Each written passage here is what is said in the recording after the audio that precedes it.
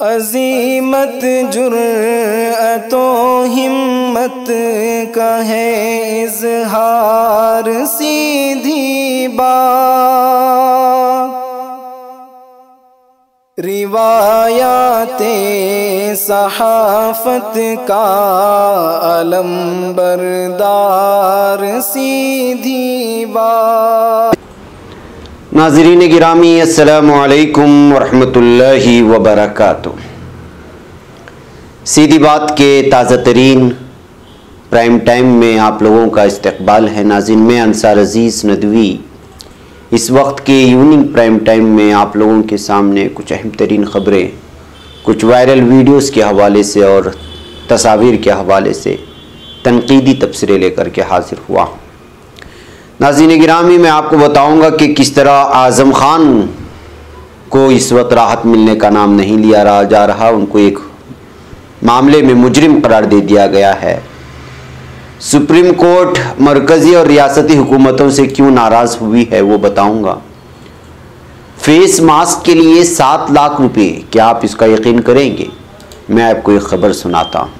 उधर फ्रांस ने अज़रबैजान को एहतिजाजी मुरासला क्या भेजा है, और इस वक्त अमेरिका में थैंक्स गिविंग का अयाम है और ये क्यों होता है और कहाँ से इसकी शुरुआत हुई, वो सारी तफसीलात आप लोगों के सामने रखते हुए सर्दी के मौसम में बेघर गरीबों के लिए सर छुपाने को मेरठ में कोई आसरा मौजूद नहीं है, क्या हालात बना चुके हैं वो भी बताऊंगा। उसी तरह आज सुबह से शाम तक किसान तहरीक का क्या हुआ मामला और किस तरह इजाज़त मिली, सारी चीज़ें रखूँ। उससे पहले आप लोगों से दरख्वास्त है कि जिन अहबाब ने हमारे चैनल को सब्सक्राइब नहीं किया है सब्सक्राइब कर ले, हमारे इन वीडियोस को दूसरों तक पहुंचाने में हमारी मदद करें, लिंक को शेयर करें। इदारे की मजबूती आप लोगों की मजबूती है।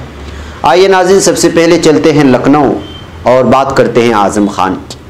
समाजवादी पार्टी के कद आवर रहनुमा आज़म ख़ान इस वक्त जेल में हैं और इनकी तारीख़, सियासी तारीख़ क्या रही है, ये सारी चीज़ें आप लोगों के सामने वाज़ेह हैं। इनकी मुश्किलात में लगातार इजाफा होता जा रहा है। गुज़िश्ता रोज़ इलाहाबाद हाई कोर्ट से आज़म ख़ान की दरख्वास्त ज़मानत नामंजूर कर दी गई, जबकि जुमा के रोज़ जल निगम घोटाले की तफ्तीश कर रही SIT ने उन्हें मुजरिम करार दे दिया। SIT ने सीतापुर जेल में आज़म ख़ान के खिलाफ वारंट भी जारी कर दिया है। SIT ने जल निगम घोटाला मामले में आज़म ख़ान के खिलाफ 25 अप्रैल 2018 को मुकदमा दर्ज किया था। मुकदमे में आज़म ख़ान के साथ उस वक्त के शहरी तरक्की के सेक्रेटरी SP सिंह, साबिक MDP के आसूदानी और उस वक्त के चीफ इंजीनियर अनिल खरे के नाम भी शामिल हैं। उत्तर प्रदेश में समाजवादी पार्टी के दौरे हुकूमत में जल निगम में JE के 853 और क्लर्क के 335 ओहदों के साथ असिस्टेंट इंजीनियर की 117 ओहदों पर भर्ती हुई थी। भर्ती में बड़े पैमाने पर धांधली के इल्ज़ाम आयद हुए थे। उसके बाद आज़म ख़ान के खिलाफ FIR दर्ज किए जाने के बाद जांच के बाद SIT तश्कील दी गई। SIT जल्द ही इस मामले में अदालत में फ़र्द जुर्म दायर करेगी। तो इस तरह से जो है लगातार आज़म ख़ान के ख़िलाफ़, उनके बेटे अब्दुल्ला आज़म ख़ान के ख़िलाफ़ भी जो है इस वक्त मुश्किलात बढ़ते ही जा रहे हैं।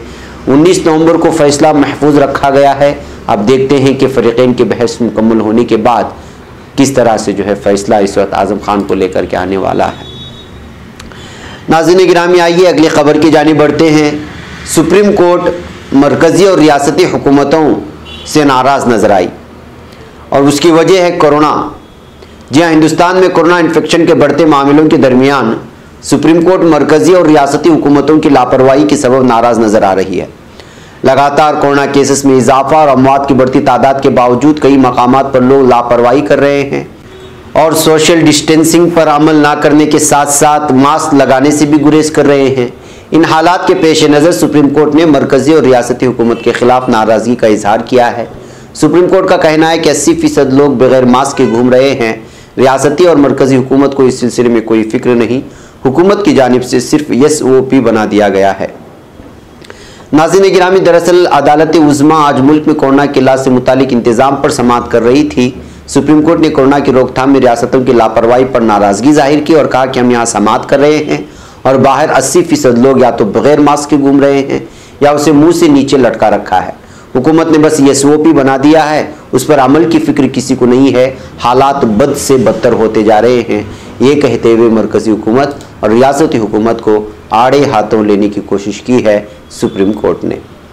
नाज़रीन गिरामी, इस वक्त फेस मास्क एक डिज़ाइन बन चुका है, एक फैशन बन चुका है और लोग इसके लिए भी किस किस तरह की चीज़ें सामने ला रहे हैं वो देखकर के आप दंग रह जाएंगे। जापान के एक शौकीन और रंगीन मिजाज शख्स ने हीरों और मोतियों से जुड़ा मास्क तैयार कर लिया। इस मास्क की कीमत इसकी तैयारी पर जो लगी है $9,600, यानी तकरीबन 7,10,000 हिंदुस्तानी रुपये बनते हैं। एक तरफ पूरी दुनिया कोरोना की वबा ने निज़ामी ज़िंदगी दरहम बरहम किया हुआ है। वबा के नतीजे में आलमी माशी निज़ाम की बुनियादें उखड़ रही हैं और पूरी दुनिया एक बदतरीन माशी आलमिये की तरफ बढ़ रही है। वहीं ऐसे लोग भी मौजूद हैं जो कोरोना वबा में भी इसराफ और फजूल खर्ची से बाज नहीं आते। इसकी ताज़ा मिसाल जापान में सामने आई। एक शौकीन और रंगीन मिजाज शख्स ने हीरों और मोतियों से जुड़े मास्क तैयार करने के लिए ऑर्डर किया। उस मास्क की तैयारी पर 10 लाख जापानी पिन और अमरीकी करेंसी में उसकी मालियत $9,600 और हिंदुस्तानी करेंसी की बात करें तो 7,10,000 हिंदुस्तानी रुपये लगाई गई। एक रिपोर्ट के मुताबिक कॉकस कंपनी की mask.com ने गुज़िश्ता हफ्ते हाथ से तैयार मास्क फरोख्त करना शुरू किया। उसका मकसद जापानियों को खुश करना और फैशन इंडस्ट्री में कारोबार को तेज करना था, क्योंकि कोविड-19 के नतीजे में जापान में सनअत को काफ़ी नुकसान पहुंचा है। मास्क की तैयारी में हीरे जवाहरात का इस्तेमाल किया गया। एक मास्क 0.7 कैरेट हीरे और 300 से ज़्यादा सवारोस्की नामी मोती और 330 जापानी अकोया मोतियों से मुज़य्यन है। बुध के रोज टोक्यो स्टेशन के करीब कंपनी के स्टोर में काम करने वाली योजोसा कागेता का ने कहा कि कोरोना की वजह से हर एक के हौसले कमज़ोर हुए हैं। ऐसे में हमें एक मुनफरिद मास्क देखकर खुशी का एहसास होता है। नाज़रीन, खुशी का एहसास है। दूसरी जानिब कोरोना वबा की वजह से इस वक्त खरबों लोग बेरोज़गार हो चुके हैं। हालात दिन ब दिन बद से बदतर होती जा रही है। वैसे में कुछ लोगों को ये अटखेलियाँ भी सूझती हैं और आप इसका नज़ारा इस तस्वीर के ज़रिए से कर सकते हैं।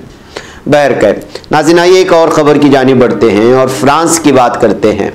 अज़रबैजान ने फ्रांसीसी सेंट की जानिब से नामनिहाद काराबाग जमहूरिया को तस्लीम करने वाले फैसले पर फ्रांस को एहतिजाजी मुरासला दिया है।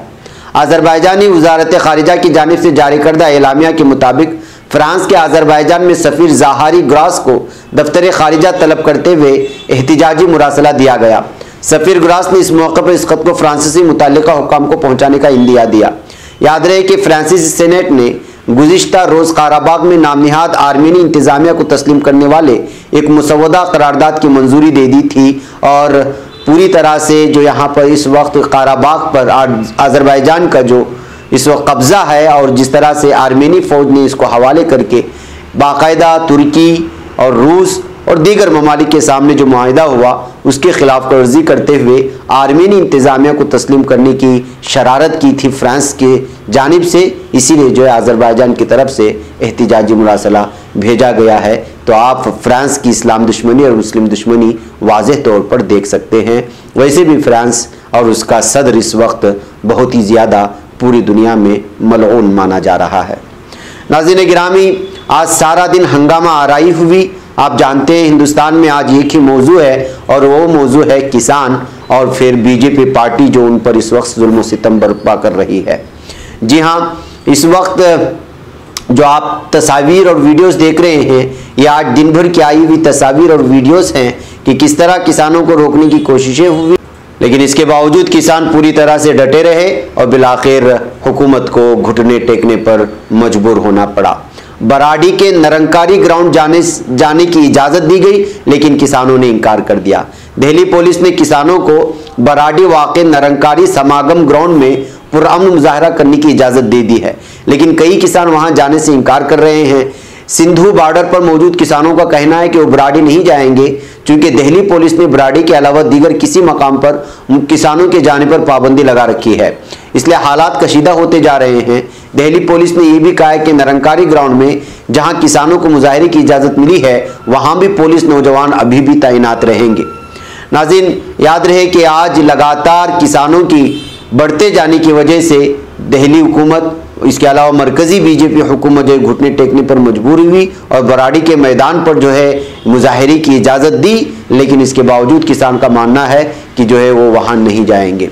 आप जो है अलग अलग मनाजिर देख सकते हैं, संगो बॉर्डर पर किसानों की और पुलिस की झड़प के मनाजिर और वीडियोस वगैरह लगातार आज दिन भर वायरल होते रहे और पूरा दिन भर आज मीडिया का भी मौजू यही रहा कि किसान कहां कहां से दिल्ली में घुसने की कोशिश कर रहे हैं और किस तरह उन पर आंसू गैस के गोले दागे जा रहे हैं। और अपोजिशन इस वक्त लगातार बीजेपी हुकूमत को किसान मुखालिफ हुकूमत करार देने में लगी हुई है और किसान भी लगातार जो है मरकजी हुकूमत को उसके घुटने टेकने पर मजबूर करते नजर आ रहे हैं। इसमें कई लोगों के जख्मी होने की, कई लोगों के बीमार होने की खबरें आ रही हैं। इसके बावजूद ट्रैक्टर और दीगर अलग अलग आलों से, अलग अलग सवारियों से किसानों का हरियाणा और पंजाब से एक सैलाब है जो उमड़ कर इस वक्त दिल्ली की तरफ आ रहा है। अगले दिनों में, आज और कल में देखना है कि यह एहतिजाज कितना पुरजोर होता जाता है गुजरते घंटों के साथ।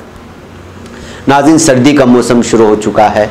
सर्दी के मौसम में बिलखुसूस ऐसे इलाके और ऐसी रियासतें जहां सर्दी बहुत ज़ोरों से पड़ती है, उन जगहों पर रैन बसेरों के ज़रिए बेसहारा लोगों को रात में ठंडी के मौके पर सर छुपाने का आसरा मुहैया करती है। लेकिन मेरठ की जानिब आप जाएं तो वहाँ ये हालात देखकर आप दंग रह जाएंगे। सर्दी के मौसम की शुरुआत के बावजूद मेरठ में नगर निगम के ज़ेर एहतिमाम चलने वाले कई रैन बसेरे इंतज़ामिया की लापरवाही और बदनज़मी का शिकार हो चुके हैं। नवंबर के माह में मौसम सरमा की शुरुआत से कबल ज़रूरतमंद अफराद और गरीब मुसाफिरों की सहूलत और सुर छुपाने के लिए शहर के रैन बसेरों के इंतजामात को दुरुस्त किया जाना अभी बाकी है। शहर के मुख्तलिफ इलाकों में मौजूद इन रैन बसेरों में लोगों के सोने के लिए गद्दों के मुहैया कराने के साथ साथ साफ सफाई और रंग रंगाई का भी काम मुकम्मल कर लिया जाता है। लेकिन मेरठ में अब नवंबर के आखिरी हफ्ते के गुजरने के बाद भी अब तक नगर निगम की इन रैन बसेरों के हालात को दुरुस्त करने की ज़रूरत महसूस नहीं की जा रही है, जिसकी वजह से आवाम बड़े परेशान हैं और रास्ते में गुजरते हुए गरीब और ऐसे लोग जो रात में सर छुपाने के लिए कोई जगह नहीं होती और सबसे ज़्यादा तकलीफ जो है वो सर्दी के मौसम में होती है। ऐसे हालात में हुकूमत की जानिब से मुहैया की जाने वाली ये सहूलियात भी अगर मुहैया नहीं होंगी तो फिर जो है सर्दी के मौसम में ठटर कर हलाक होने वालों की तादाद में इजाफा होता है, जैसा कि हम हर साल देखते रहते हैं। नाज़रीन, आइए आखिर में बात करते हैं थैंक्स गिविंग की। अमरीकियों के एक दस्तरखान का त्यौहार है, इसकी एक अपनी तारीख़ है और इस वक्त ये बड़े ज़ोरों शोरों पर चल रहा है अमेरिका में, क्योंकि उसकी तारीख़ का आगाज़ हो चुका है। अमेरिका में कम ही घर ऐसे होंगे जहां थैंक्स गिविंग की शाम खुसूसी तौर पर मेज़ न सजाई जाती हो और घर के अफराद अपने अजीज़ों और करीबी दोस्तों के साथ मिलकर खाना न खाते हों। इस खुसूसी ज़ियाफ़त में मेज़ पर मरकज़ी हैसियत टर्की की हासिल होती है। उसके साथ मकई, फलियाँ और कई दूसरे डिशेस को भी रखा जाता है। ये वो रिवायती खाने हैं जो आज से 400 साल पहले थैंक्स गिविंग की पहली दावत में रखे गए थे, जिसमें यूरोप से अमेरिका आने वाले नए तारिकीन वतन ने मुकामी कदीम बाशिंदों के साथ मिलकर शिरकत की थी। उस दिन को थैंक्स गिविंग का नाम दिया गया था। अभी अमेरिका का सबसे बड़ा त्यौहार बन चुका है।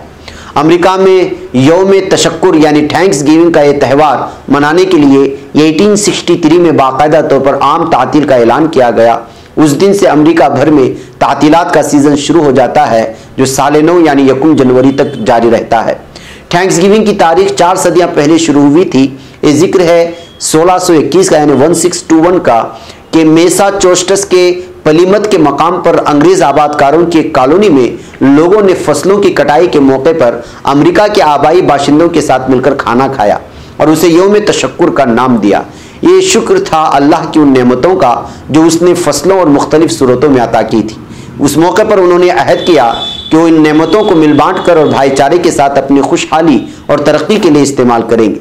तारीख के मुताबिक उस वक्त होने वाली ज़ियाफ़त में दस्तरखान पर टर्की, आलू का भरता, शकरकंदी और लाबिस्टर, मछली, फल और सब्जियां रखी गई थी। ताहम 4 सदियां पहले इस खित्ते में आबाद लोग प्याज, लहसुन, अंगूर, मकामी मेवाजात बशमूल अखरूट, क्रैनबेरी और शाहबलूत से आगाह हो चुके थे।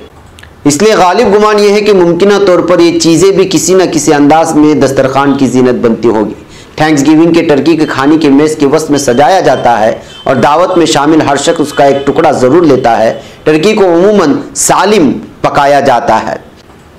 जब से अमेरिका में दुनिया के मुख्तलिफ हिस्सों से बड़ी तादाद में तारिकीन वतन आकर आबाद हुए हैं, टर्की पकाने के अंदाज़ और तरीक़े भी बदल गए हैं। हर बरादरी और अपने मसालों के साथ टर्की को पकाया जाता है और उसे मुनफरिद जायका देने की कोशिश होती है। आजकल टर्की के गोश्त के अलावा एप्पल पाई और हलवा कद्दू भी थैंक्स गिविंग के खाने का एक लाजमी हिस्सा समझा जाता है। इसके अलावा हर बरादरी थैंक्स गिविंग की टेबल पर अपने इलाके की मखसूस डिशेस भी रखती हैं ताकि हर कोई इसको खा सके। तो इस तरह से जो है अलग अलग देशों के लोग, अलग अलग मुल्कों के लोग एक ही टेबल पर आते हैं और अलग अलग खानों की, अलग अलग मसाला जात से तैयार शुदा टर्की की जो एक ख़ास परिंदा माना जाता है, हम लोगों ने देखा होगा, उसको जो है पकाकर खाने की कोशिश होती है। ये थैंक्स गिविंग जिसको यौम तशक्कुर बनाया जाता है और अब ये अमेरिका में सीज़न शुरू हो चुका है, तो सोचा कि उसकी तारीख़ मैं आप लोगों के सामने रख सकूँ। भाई कैफ नाज़रीन ने कुछ अहम तरीन ख़बरें हैं जो आप लोगों के सामने रखी गई। अभी कुछ ही देर में फिर आप लोगों के सामने हाज़िरी होगी एक अहम तरीन शख्सियत के साथ, जिसके बारे में जानना आप लोगों के लिए बहुत ज़रूरी है इस्लामी तारीख़ के हवाले से। इजाज़त दें। अस्सलामु अलैकुम रहमतुल्लाहि व बरकातुहू। खबर पढ़ने का तुमने भी अजब अंदाज पाया है, रवादारी के जज्बे ने भी तुम पे नाज पाया है, इसी रह में मोहब्बत का हंसी एजाज पाया है, तुम्हें हर अंजुमन में हमने तो मुमताज पाया है, मुमताज पाया है, तुम्हीं से है तरक्की पर अजीज अंसार सीधी बात, अजीमत जुर्अतो हिम्मत का है इज़हार सीधी बात।